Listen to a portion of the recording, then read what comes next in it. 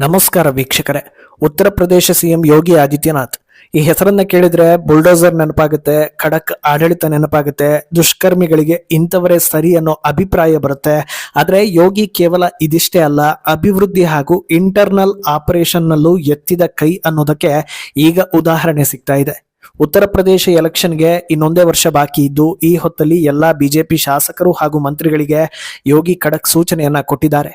ಯಾವ ರೇಂಜ್ನಲ್ಲಿ MLA test ನಡೀತಾ ಇದೆ ಅಂದ್ರೆ ಮುಂದಿನ ಬಾರಿ ಟಿಕೆಟ್ ಸಿಗೋದು ಸುಲಭ ಇಲ್ಲ ಅನ್ನೋದು ಆಲ್ಮೋಸ್ಟ್ ಕ್ಲಿಯರ್ ಆಗ್ತಾ ಇದೆ. ಯೋಗಿ ನೀಡಿರೋ ಸೂಚನೆಗಳೇ ಆಡಳಿತದಲ್ಲಿ ಎಷ್ಟು ಹುಷಾರಾಗಿದ್ದಾರೆ ಅನ್ನೋದನ್ನ ಹೇಳ್ತಾ ಇದೆ.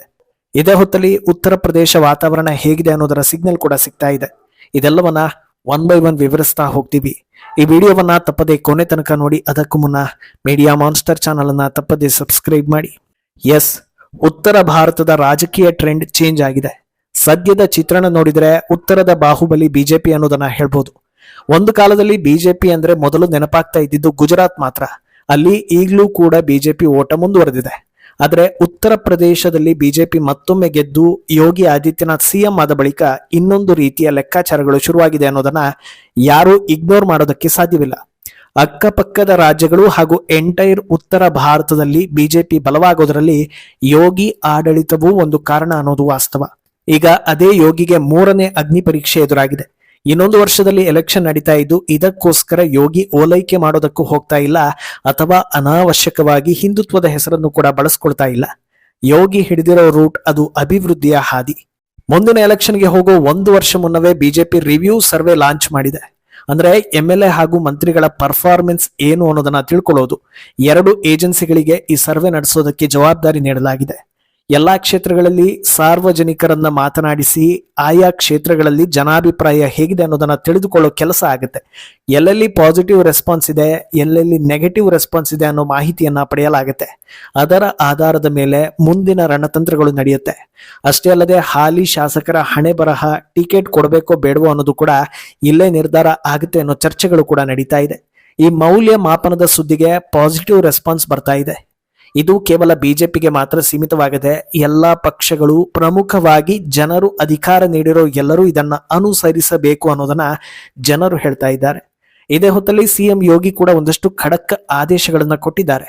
ಅತ್ತ ಹೈಕಮಾಂಡ್ ಜನಪ್ರತಿನಿಧಿಗಳನ್ನ ರಿಪೇರಿ ಮಾಡ್ತಾ ಇದ್ರೆ ಇತ್ತ ಯೋಗಿ ಉಳಿದವರು ಕೂಡ ಕೆಲಸ ಮಾಡಬೇಕು, ಎಲ್ಲಾ ತಪ್ಪುಗಳನ್ನ ಜನಪ್ರತಿನಿಧಿಗಳ ಮೇಲೆ ಎತ್ತಿ ಹಾಕಿ ಎಸ್ಕೇಪ್ ಆಗೋ ಹಾಗಿಲ್ಲ ಅನ್ನೋ ಆದೇಶ ನೀಡಿದ್ದಾರೆ.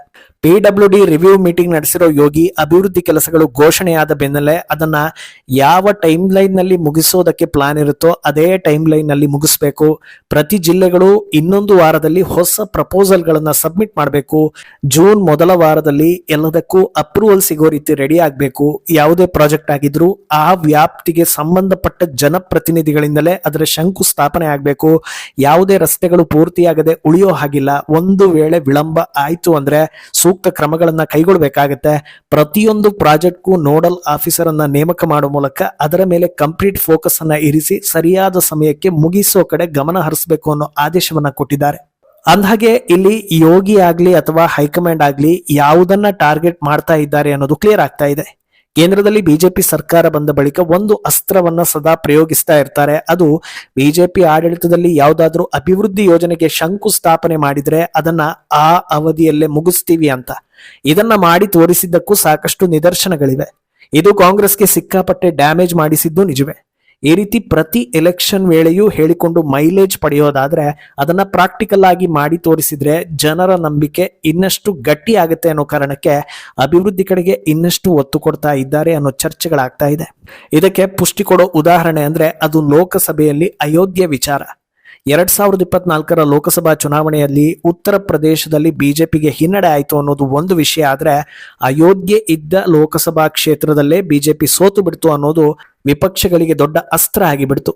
ಐತಿಹಾಸಿಕ ರಾಮ ಮಂದಿರ ನಿರ್ಮಾಣ ಮಾಡಿದ್ರು ಜನರು ಬಿಜೆಪಿಗೆ ಮಣೆ ಹಾಕ್ಲಿಲ್ವಲ್ಲ ಅನ್ನೋ ಟಾಕ್ ಜೋರಾಯಿತು.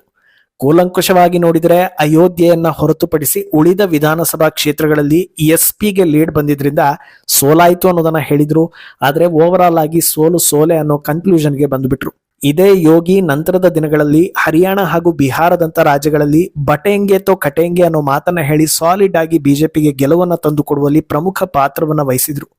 ಆದ್ರೆ ಅವರದ್ದೇ ರಾಜ್ಯದಲ್ಲಿ, ಅದರಲ್ಲೂ ಅಯೋಧ್ಯೆಯಲ್ಲಿ ಹೀಗಾಯ್ತು ಅನ್ನುವಾಗ ಅಲ್ಲಿನ ಜನರನ್ನ ಅರ್ಥ ಮಾಡ್ಕೊಳ್ಳೋದು ಕಷ್ಟ ಅನ್ನೋ ರೀತಿ ಅಭಿಪ್ರಾಯ ಮೂಡೋದು ಸಹಜ. ಇದೇ ಕಾರಣಕ್ಕೆ ಈಗ ಅಲರ್ಟ್ ಆಗ್ತಾ ಇದ್ದಾರೆ.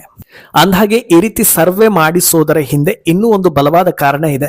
ಅದೇನೆಂದ್ರೆ ಉತ್ತರ ಪ್ರದೇಶ ಸಿಕ್ಕಾಪಟ್ಟೆ ದೊಡ್ಡ ರಾಜ್ಯ. ಬರೋಬ್ಬರಿ 403 ವಿಧಾನಸಭಾ ಕ್ಷೇತ್ರಗಳಿವೆ. ಅಂದ್ರೆ ಸುಮಾರು 4 ಚಿಕ್ಕ ರಾಜ್ಯಗಳನ್ನ ಕೂಡಿಸಿದ್ರೆ ಒಂದು ಉತ್ತರ ಪ್ರದೇಶ ಅನ್ನೋದನ್ನ ಆರಾಮಾಗಿ ಹೇಳ್ಬೋದು. ಇಷ್ಟು ದೊಡ್ಡ ರಾಜ್ಯವನ್ನ ನಿರ್ವಹಣೆ ಮಾಡೋದು ಒಂದು ಸವಾಲಾದ್ರೆ ಯಾವ ಭಾಗದಲ್ಲಿ ಜನಾಭಿಪ್ರಾಯ ಹೇಗಿದೆ ಅನ್ನೋದು ಅರ್ಥ ಮಾಡ್ಕೊಳ್ಳೋದು ಸುಲಭದ ವಿಚಾರ ಅಲ್ಲ. ಸಾಕಷ್ಟು ಸಮಯ ಕೂಡ ಬೇಕಾಗುತ್ತೆ.